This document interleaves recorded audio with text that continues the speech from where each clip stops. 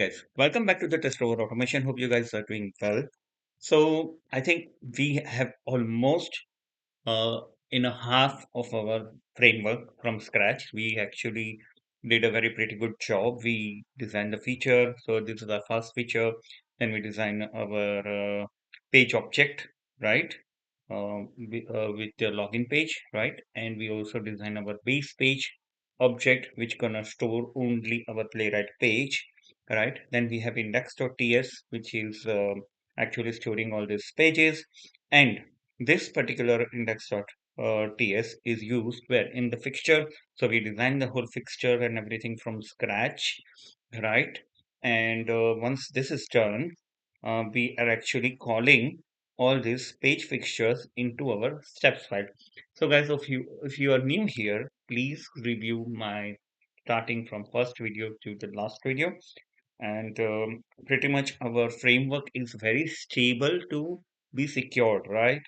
So if I go to the login feature, do you think in when you are actually when you are actually uh, working, right, in a real-time scenario, if somebody will see this, it will say it is very unconstructable or it's not good practice as well, right?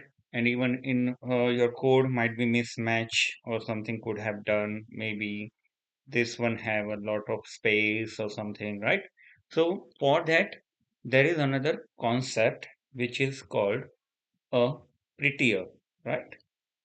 So I hope many of you guys might be familiar with this concept, but I thought like let me explain it.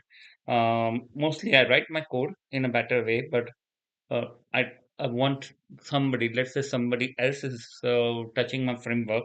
Then once they have pushed something to the Git, so before pushing the Git, I can use the Husky and say like, okay, before this, I want my code to be organized properly. And if it's not organized, they don't commit that particular commit.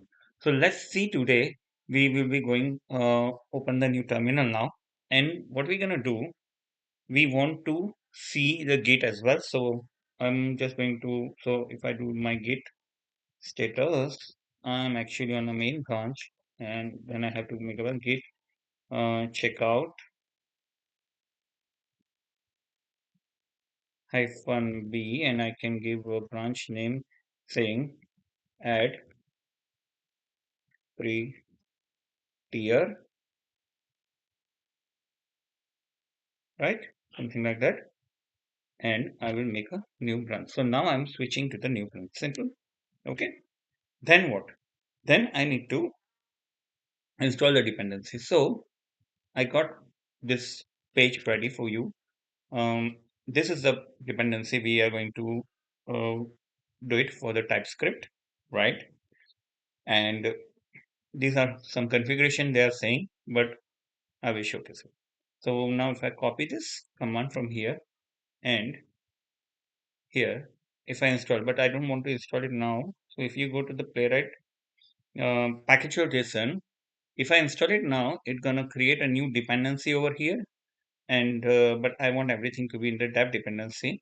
So I can do hyphen hyphen save dev, or I can also space and give a capital D hyphen D and install this to the dev dependency. Let's see.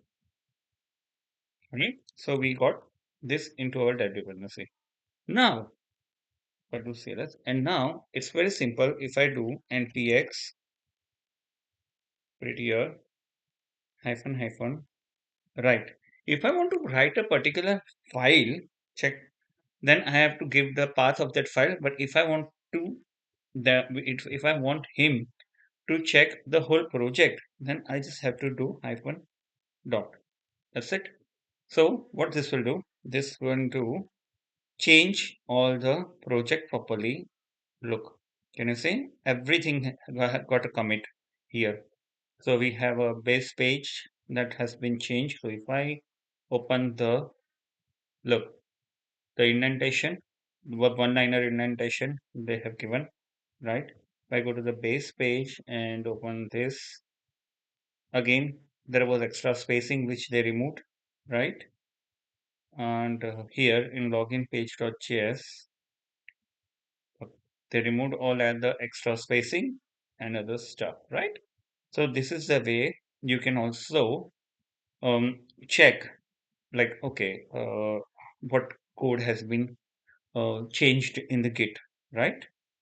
So once we have done here, but if you guys notice, in login feature, it didn't change anything. So do you think will it be a good practice, like tomorrow when a high level manager or some other product owner or somebody is checking your feature file, then if he see in this particular format, that means you are very novice for to the company, to the framework, right? So this is not a good practice. So what other things comes into the picture over here is the uh, cucumber, yeah. So Prettier plugin, which is Prettier plugin, right? Prettier plugin for Gherkin. So we installed this one, the Prettier, but we didn't install this particular plugin. So let's install this. So I'm just going to copy this, okay, and paste it over here. And here again, I need a dev dependency. So I will say hyphen capital D and it gonna install it, right? Okay. Package.json. We have it. But now if I do this, do you think it gonna change it? I don't think so. Let's see. Let's just check it. Look, everything got unchanged, unchanged, unchanged. Nothing got changed. Login feature is as it is. Because what they are saying, if you see in, yeah, they're saying like we have to active the plugin. So how we are going to active the plugin? Let's see.